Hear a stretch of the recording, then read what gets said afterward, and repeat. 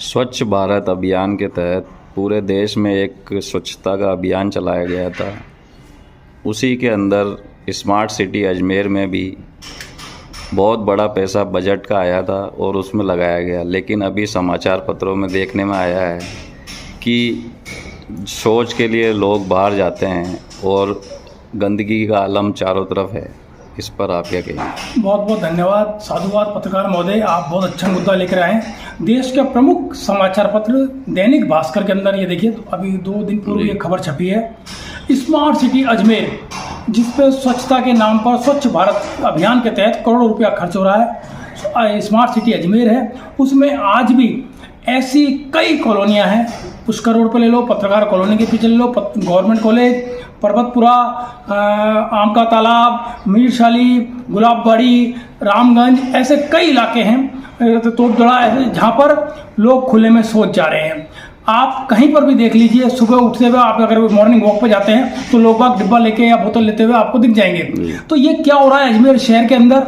नगर निगम प्रशासन सोया हुआ है। उनकी ड्यूटी बनती है कि जहाँ पर भी शौचालय नहीं है, बजट आया हुआ है, पुरानी मंडी के लिए 2 पिंक बाथरूम के लिए, टॉयलेट के लिए आया हुआ है, बजट हो गया 9 नंबर पे, और पुरानी मंडी के अंदर जो महिलाओं के लिए, परंतु आज तक उस पर काम चालू नहीं हुआ। महिलाओं के लिए जितने भी आपने टॉयलेट बना रखे हैं, शौचालय बना रखे हैं, उन पर ताले लगे हुए हैं, गंदगी से सारे शौचालय भरे हुए हैं गंदगी।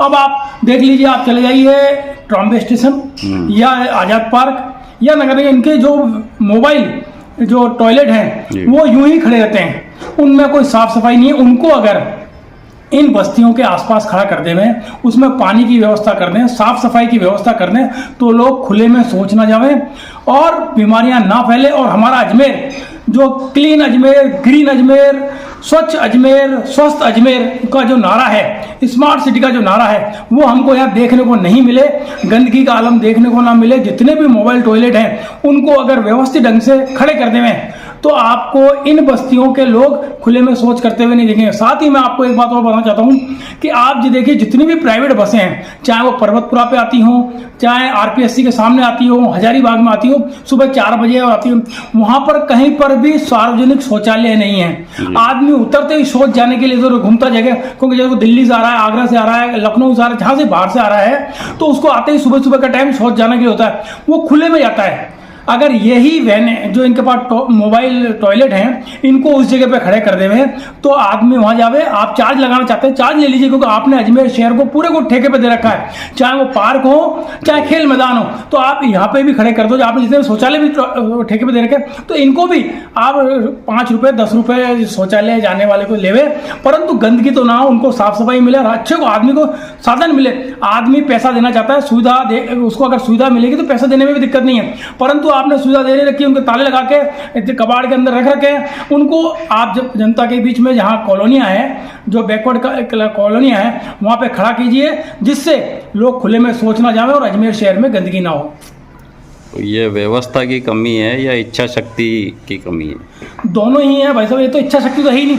अधिकारी अपने आते हैं, उन्हें पता ही नहीं होगा। कई अधिकारी आते हैं, 2-4 6 महीने, साल 2 साल रहते हैं, चुपचाप आके चले जाते हैं, उनको पता ही नहीं होगा कि अजमेर शहर में कितने मोबाइल टॉयलेट की जो हैं, ये कितने हैं, उनको कहाँ का खड़ा, उन्हें बस्ती जाते ही नहीं, ऑफिस से घर, घर से ऑफिस, या जयपुर मीटिंगों में चले गए, मीटिंगें हुई और अपना कार्यकाल करके निकल जाते हैं। अगर वो वास्तव में सीरियस है इस मुद्दे पर, जहाँ करोड़ों रुपया खर्च हो रहा है स्वच्छ भारत अभियान के तहत, अगर इन पे इच्छा शक्ति हो और इन कॉलोनियों में खड़ा कर दें, एक बार देखें आकर के, खुद भी प्रैक्टिकल देखें। दैनिक भास्कर समाचार पत्र में इतनी बड़ी खबर छपी है, उसके बाद भी नगर निगम प्रशासन सोया हुआ है, कोई एक्शन नहीं लिया।